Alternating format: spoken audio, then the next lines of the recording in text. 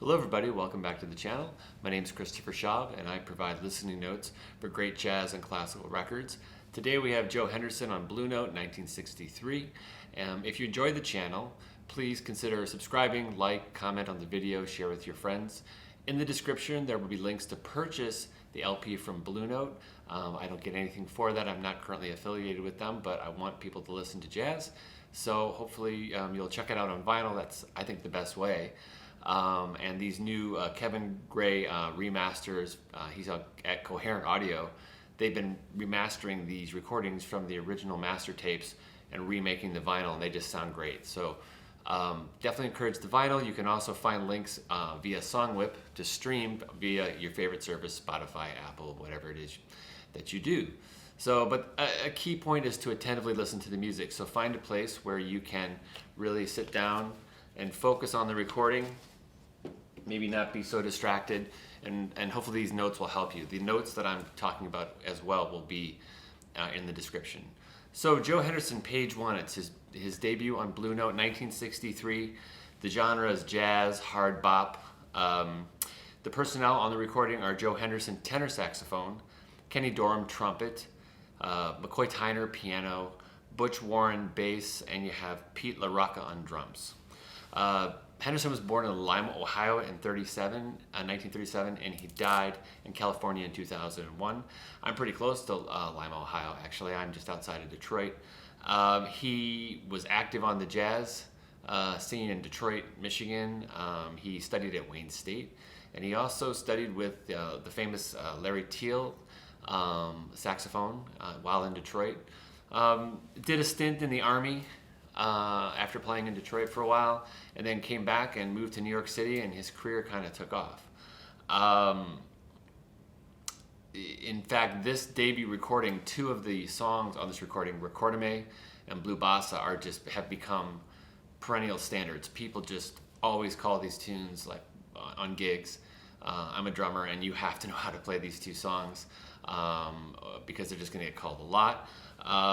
So even with his debut album, he made quite a mark on jazz. Joe's tone is one that when I was in music school, I was really struggling to try to find.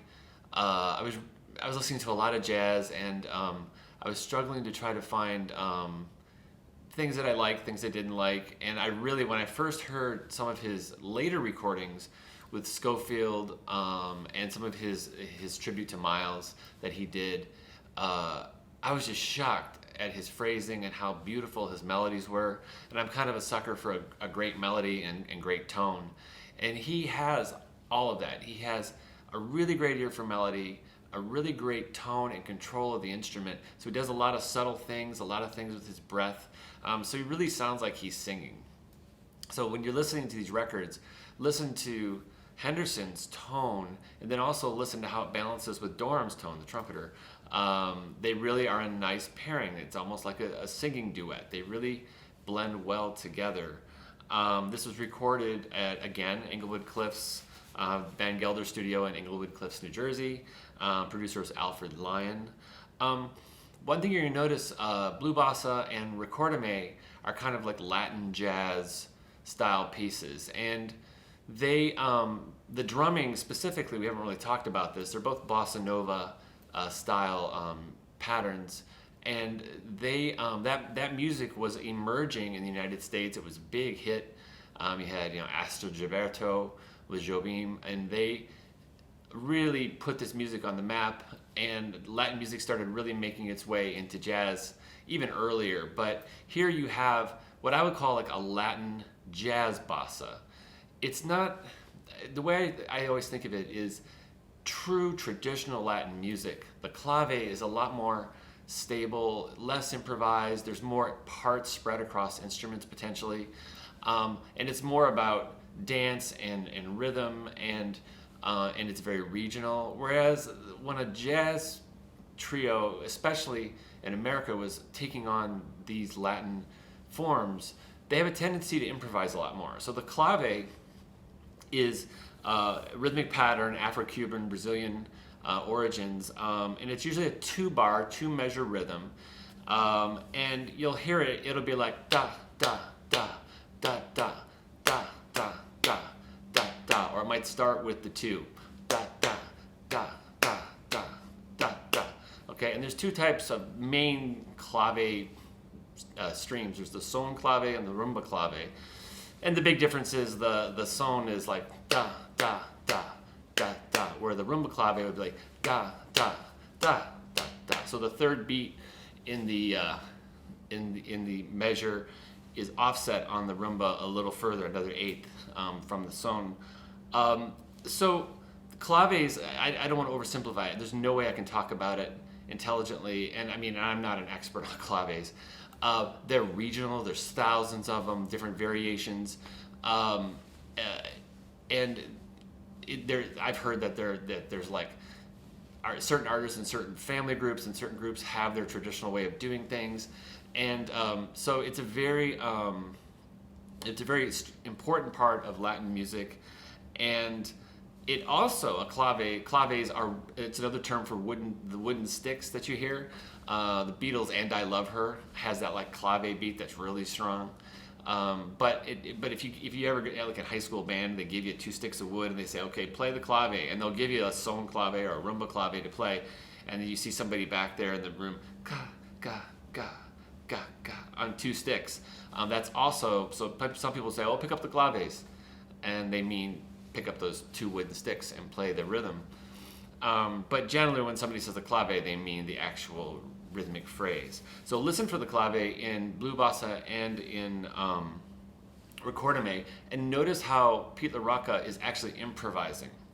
So he's not keeping a pattern, he's mixing it up quite a bit. And if you listen to more traditional Latin music of the era, you'll notice that the drummers, that's my impression of it, don't do that quite as much. And I think it's because they feel like, well, the clave is setting a theme, it's a rhythmic foundation for a section of music, and if they're going to change it, they more deliberately change it when the section changes. So there's that. That's my take on it. The tracks on the album begins with Blue Bossa. It's a Kenny Dorham composition. It's a 16-bar tune. It's got an 8-bar sort of vamped intro at the top, and then it goes straight into Latin jazz. And then, and I've talked enough about the bossa nova and the clave. La Mecha is the second tune. It's again written by Kenny Dorham. It's a 20-measure tune. It's a jazz ballad. Has a very sort of traditional opening. I definitely hear the influence of the Kind of Blue and other things in McCoy Tyner's piano playing and the intro opening. And then it goes into, when the horn comes in, I hear Henderson definitely echoing what would have happened a few years earlier with Coltrane, with his ballad Naima on Giant Steps.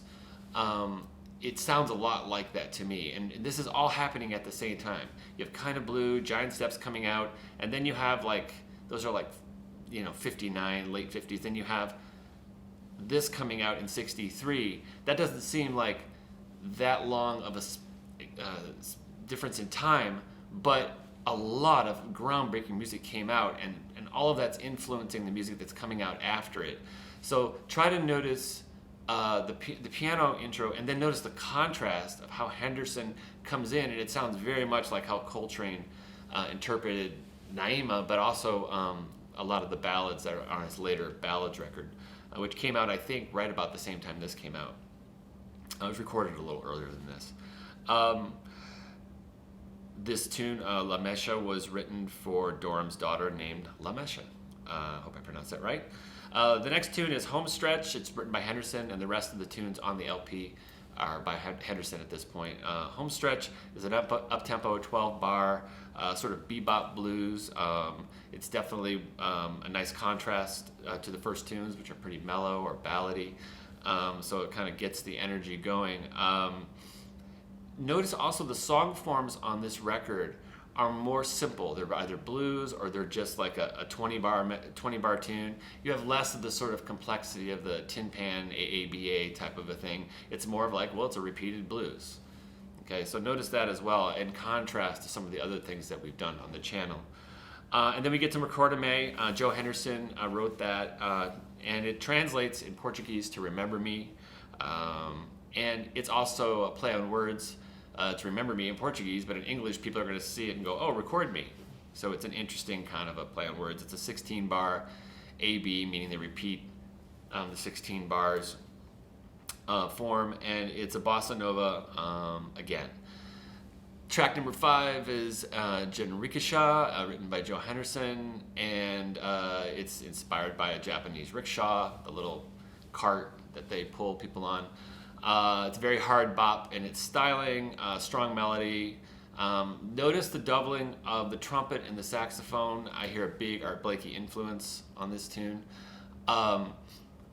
Really pay attention to how Dorham and Henderson blend well together. I mean, two people can just stand up at the microphones and play the lines, but it won't necessarily sound good if one person is holding on to the line longer than the other, if they're not dynamically in sync. They're very much in sync. They're like two singers blending, like I said before. So really cue in on that. And this is a trademark I hear through a lot of Henderson's later work. He really enjoys that styling of doubling with a horn or a guitar or an organ. And the last track on the album is Out of the Night, Joe Henderson. It's a 12-bar blues. Again, notice how Henderson, one of the things I really love about him, and notice how he favors strong melodies. His melodies are just, when he writes, are very beautiful. They're very interesting. And the way he injects his tone and sensibilities into interpreting the melodies is really unique. He just has a lot of control and beauty in the way he approaches his playing. And I think his melodic style embraces Coltrane and Parker and all of that, but also harks back to an earlier era of like Lester Young, that kind of a thing. So he's a great blending of all of those saxophone traditions. So I hope you enjoy this recording, Joe Henderson, page 1 on Blue Note, and hope to see you again. Have a great day.